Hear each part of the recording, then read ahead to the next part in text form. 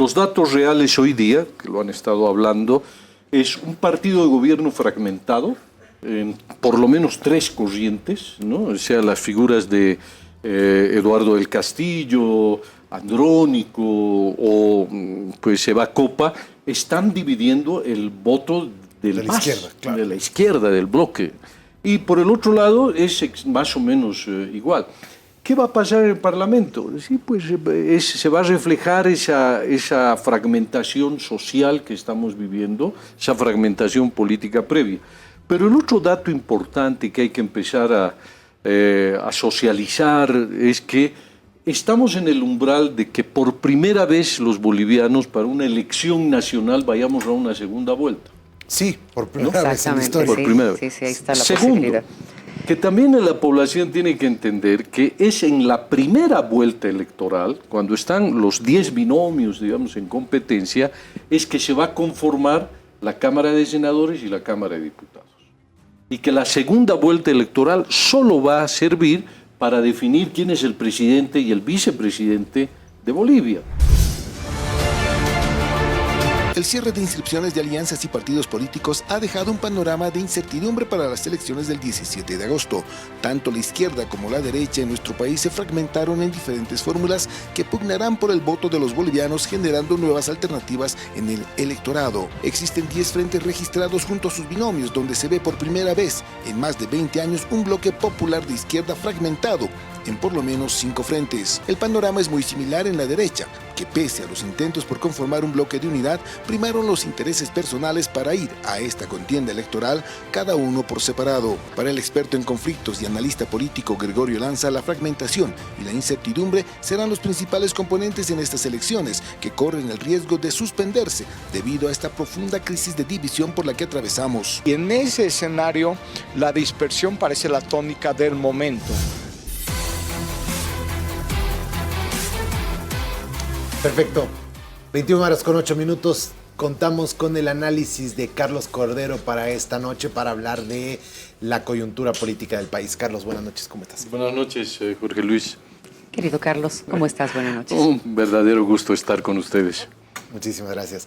Carlos, queremos empezar por la preocupación que ante un escenario de crisis se necesitan decisiones fuertes, se necesita decisiones contundentes para el país y claro, muchas de ellas tienen que pasar por la Asamblea Legislativa. Se requiere una legislación de primer nivel, se requiere no los legisladores que tenemos ahora, no se requiere una asamblea que se esté agarrando a golpes, se requiere una asamblea que busque consensos. Y ahora está fragmentadísimo, han entrado 10 binomios que cada uno va a agarrar su pedacito y seguramente tener alguna participación en la asamblea. ¿Cómo se construye con tantas fuerzas políticas y tantas ideologías fragmentadas? Tienes mucha razón, Jorge Luis. Hay una enorme posibilidad de que la próxima Asamblea Legislativa Plurinacional, es decir, la Cámara de Senadores y la Cámara de Diputados, esté fragmentada. Hay una posibilidad, una enorme posibilidad.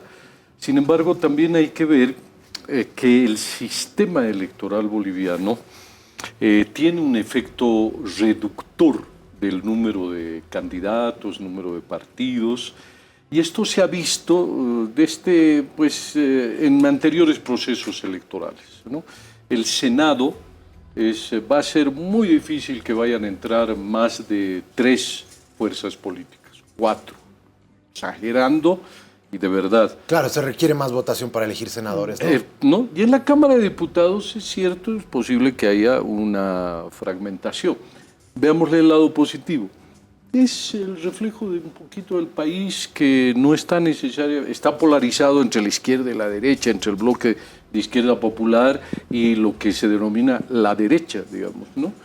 Pero bueno, es el juego democrático, ¿no? Es decir, todos los bolivianos están ejerciendo su derecho a querer ser candidatos, a querer contribuir a las soluciones políticas del país, y también lo positivo, ¿no? ¿Te has fijado que en todo esto la solución es electoral? ¿No? Hasta los más radicales, ¿no? Buscan inscribir candidatos, participar electoralmente, ¿no? Aunque sí eso nos lleve a la fragmentación en el Parlamento, o en la Asamblea Legislativa, pero ya no hay esas miradas disruptivas, ¿no? Que hemos vivido hace 3, 6, un año atrás. ¿Cuántos, Jorge Luis? ¿Cuánta gente creía de verdad que íbamos a llegar a las elecciones? El caso Zúñiga, Claro, ¿no? claro, claro. Todo el mundo decía, no, Arce no aguanta un mes, 2 semanas, no, se cae, estamos... La crisis que tú mencionas económica, no hay posibilidad. Y fíjate, contra todos esos augurios, que preveían una ruptura, estamos llegando a elecciones. Y eso es gracias a que también hay como una especie de sentimiento colectivo, ¿no? De que vayamos a las elecciones, de que, como tú dices, resolvamos los problemas mediante diálogo, ¿no? Mediante la concertación, aunque sea un escenario fragmentado. ¿Y qué nos ofrece estas elecciones? Renovación. Renovación en buena medida, ¿no? Porque seguimos viendo los nombres de legisladores que han hecho un interesante trabajo de oposición en un 20 años de gobierno donde el MAS ha sido un férreo dominador del poder político y ser oposición, ¿no? Había que tener agallas, talento, ¿no? No ha sido fácil hacer oposición 20 años en este tiempo, ¿no? Y ahora se abre esa posibilidad de cambiar las cosas, nuevas políticas, de superar la crisis.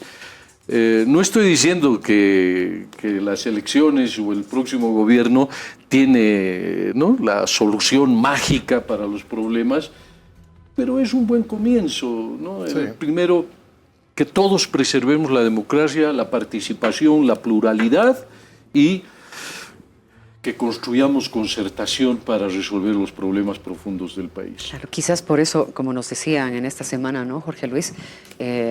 La población está aguantando tranquila toda esta crisis, toda esta falta de muchas cosas hasta las elecciones. Pero bueno, dentro de esta fragmentación, Carlos, también hay una juntucha interesante. Tenemos una ensalada, ¿no?, nutrida de todo, y gente que pertenece a este lado se ha venido a este otro, y no hemos visto eso hace mucho tiempo en el país. Es cierto, hay una especie de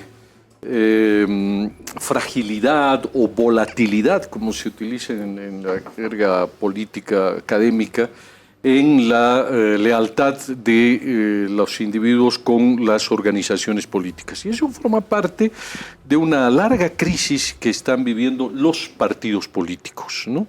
Partidos políticos por la presencia hegemónica del MAS en el poder y por un claro apoyo a los movimientos sociales, a las organizaciones sindicales, etcétera, se ha debilitado a los partidos políticos, ¿no? Sí. Y se los ha estigmatizado.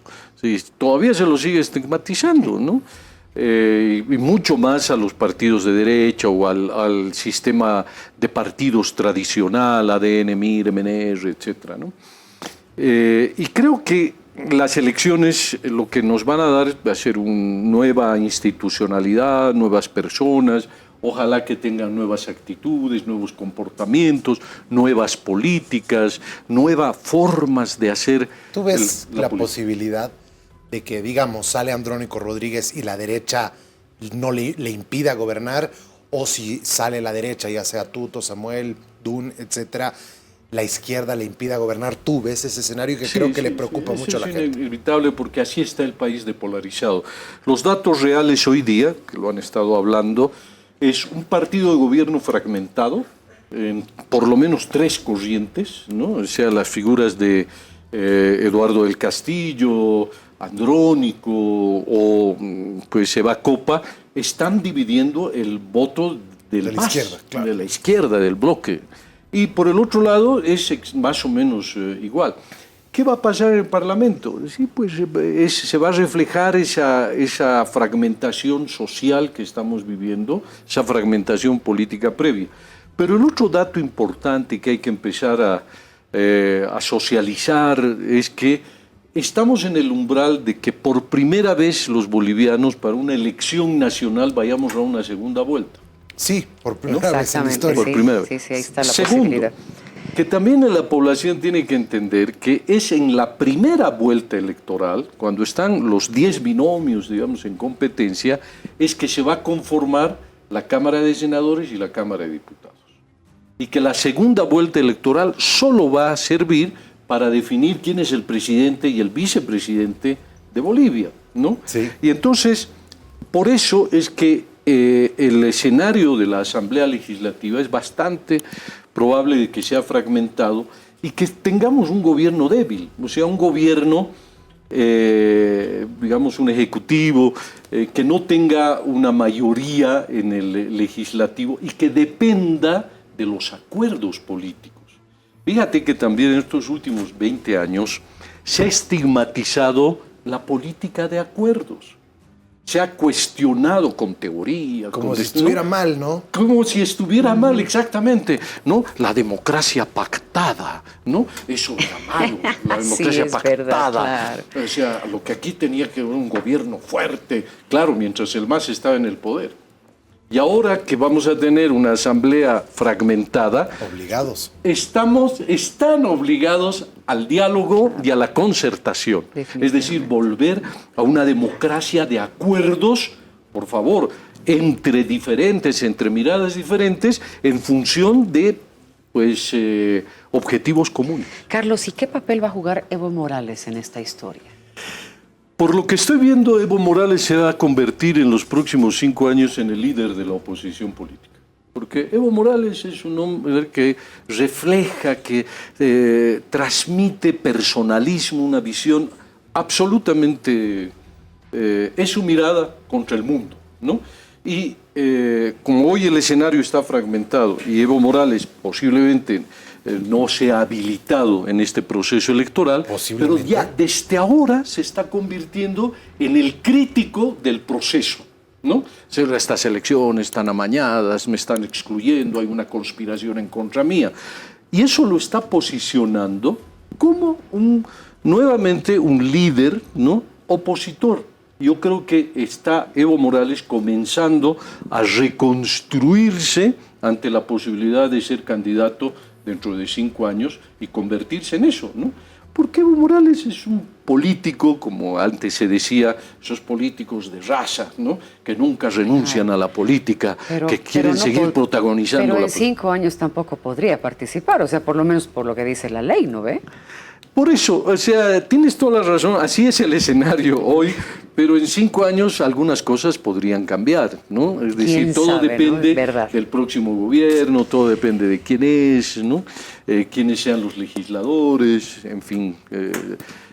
Hay que verle el lado positivo a todo este escenario realmente difícil. Lo que también tenemos que estar preparados los bolivianos es que las decisiones, como se ha evaluado también acá, económicas que hay que tomar, claro, que pueden ser, que pueden afectar a mucha gente y que nos van a afectar a todos, son medidas que hay que tomarlas. Claro. Porque no podemos seguir prolongando esta especie de agonía que nosotros vivimos, ¿no es cierto? Vamos al mercado, al supermercado y vemos que nuestros salarios están cada vez disminuyendo su capacidad adquisitiva, no hay producto. No podemos seguir así. Sí. Tiene que haber un momento en que hasta aquí llegamos y hay que cambiar. Y eso no va a tener que ser sobre la base del diálogo, la concertación, ¿no?